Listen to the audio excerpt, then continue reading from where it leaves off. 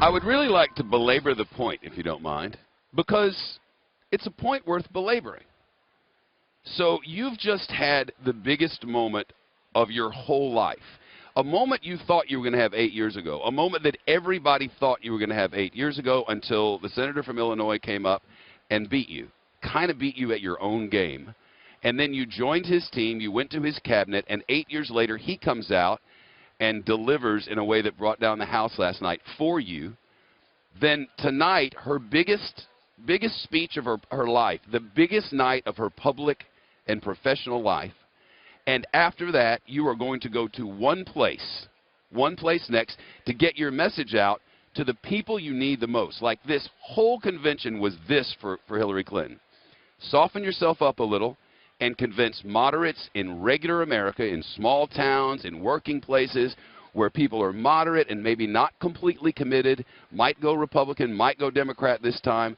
If she can win those, she's the president of the United States. So where she goes right after this convention is absolutely crucial. The next stop, the next place, because everyone in the world will be quoting it. Every news organization in the entire world will be using clips for it. Sort of all the journalists on the planet are counting on that interviewer, whoever gets her next, to get the big answers to the big questions. So if you're the Clinton campaign, where do you go to find those people? You go to Fox News, and she will.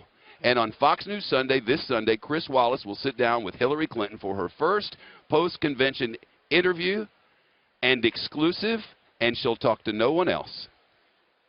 Fox News. Chris Wallace is here. That's a score.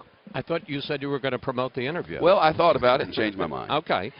Well, I was feeling pretty good about it until you told me all the stakes involved. We've been looking for 15 months since Hillary Clinton got into this campaign to sit down with us, and she's done a zillion Sunday shows and other shows, and they kept saying our time will come, As it turned out, it's kind of perfect because, as you say, she's going to have this acceptance speech tonight, and then she's going to go on a bus tour with Tim Kaine. We're going to talk to her on Saturday in Harrisburg.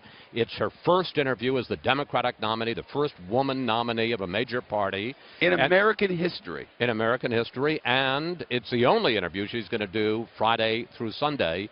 So you want to see what Hillary Clinton thinks about this convention, yes, what she thinks about Donald Trump, yes, what she thinks about the campaign. Obviously. Ask her a lot of the questions people have on their minds. There's only one place to go. Fox News Sunday with Mr. Soup himself, Mr. Sunday and Mrs. Soup.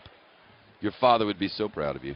Well, I hadn't thought of that, but he would be. I think he would be. So he'd probably be fighting me for the interview. Probably. What's your goal? Well, that's a good question. Obviously, you want to make some news. You want to get her to talk about some things that she hasn't talked about. And the one thing that we kind of have an advantage is, yes, she's going to give her speech tonight and give her basic program, but she's been off the trail for the last week. Yep. And so there are a lot of things that have happened. What Donald Trump has said about Russia, what various people in the campaign, this campaign, have said about Trump, what Trump has said about them. And this will be the first opportunity. And I also think that in our fair and balanced way, we'll ask her some questions that a lot of people in the mainstream media have not asked her so far. You know, you can go to her website and you can learn about policies and positions, and she's very good at talking about that sort of thing. With these two candidates, it's tough to contrast. It's tough to compare and contrast because there really aren't a lot of specifics from the other side. So I wonder how you'll go about that process. Well, on a lot of these issues, I would like to explore where she stands and not to talk about Trump. And I don't want to give her the out of being able to say, well, Donald Trump says, no, I want to, what's your position on X? And how does that work? And why will that be better? And, you know, one of the points that Barack Obama had to deal with last night, 2/3 of the country thinks that we're on the wrong track.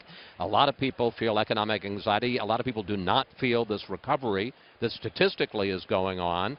So why should the Democrats get a third consecutive term? So there's a lot to talk about. I'm waiting for the politician who eventually, and it won't be now, but eventually finds it politically necessary to tell the truth that globalism is not going away and that economies are going to have to change fundamentally, and there is no bringing back some things that are gone because of realities in the world that, no, you can't have it the way it was. It has to change now because the world has changed. Well, that reality has not been spoken. But let's take an example of that, because that's kind of what Hillary Clinton was saying when she got roasted for talking about coal miners. That's right. You're not going to get your jobs back. And the second because they're not. And the second half of that, which is, so we got to find you other jobs, that's right, didn't really get talked about, and that explains why it's so dangerous to play the truth card and to just be honest and open. Listen, I covered Ronald Reagan in 1980 when he was traveling around the Rust Belt, and he was talking at going to steel mills here in Pennsylvania and talking about how we're going to bring back big steel. It didn't happen in 1980, and it hasn't happened in the 36 years since. It's a different world, a much more different world now than it was. Well, let's right think about that. big steel, though. Look at what's happened in Pittsburgh, Pennsylvania.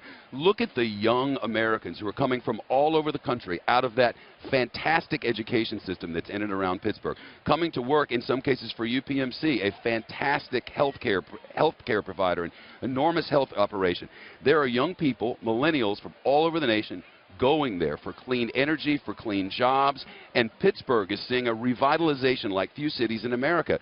Steel went away, their human resources remained, and Pittsburgh is back. That can happen in Appalachia too.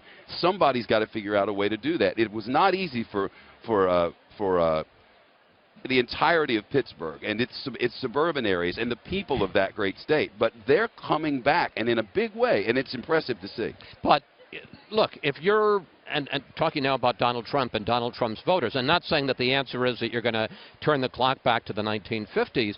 Poverty is higher than it was at the beginning of the Obama's time in office. There has been no net increase in income. It's lower now than it was in 2008. I mean, there is an economic reality. Not to say this question of that you can turn the clock back, but the transition that you're talking about making, it's hard, and there are a lot of people who have not been part of it and really feel that they're being left behind. Yep. And you can understand Trump speaking to those anxieties. We'll talk to Hillary Clinton about that. Well, really looking forward. I always look forward to Fox News Sunday, but especially this Sunday on your local Fox station, one where there's football on Sundays in football season.